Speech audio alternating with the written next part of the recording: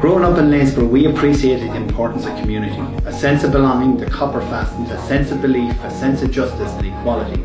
I grew up in the family business, which was your typical traditional Irish country shop.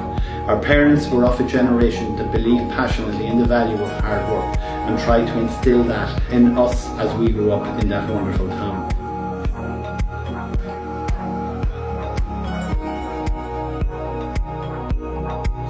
I grew up in a vibrant and exciting Leinster thanks to Bord na Móna and the ESB, two semi-state companies that attracted families from the four corners of Ireland. After school and every Saturday, the Green became our Croke Park and Anfield, as championships were won and lost, friendships formed, sometimes briefly broken, but never forgotten.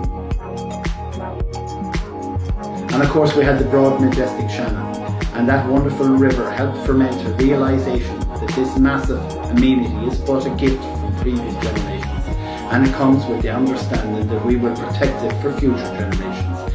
In many ways it's symbolic of the wider environment, our shameful neglect of same, and why putting right the wrongs of the past is one of the greatest challenges now facing our generation.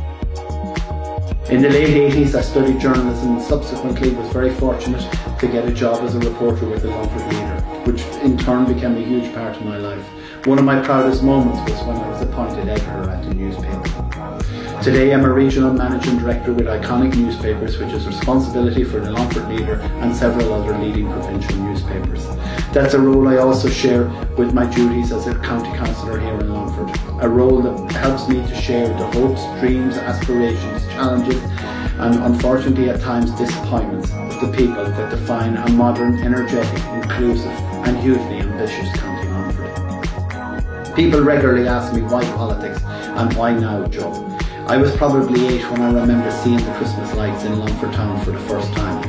I remember travelling down Main Street in my father's old Ford Cortina, seeing those lights for the first time. For one brief moment I could have sworn I was in Las Vegas. Today I see that same sense of wonderment in my own young daughters when they go down to Longford town and they see the Christmas lights for the first time. And I believe that's a magic and that's a community and that's a town and a county worth fighting for.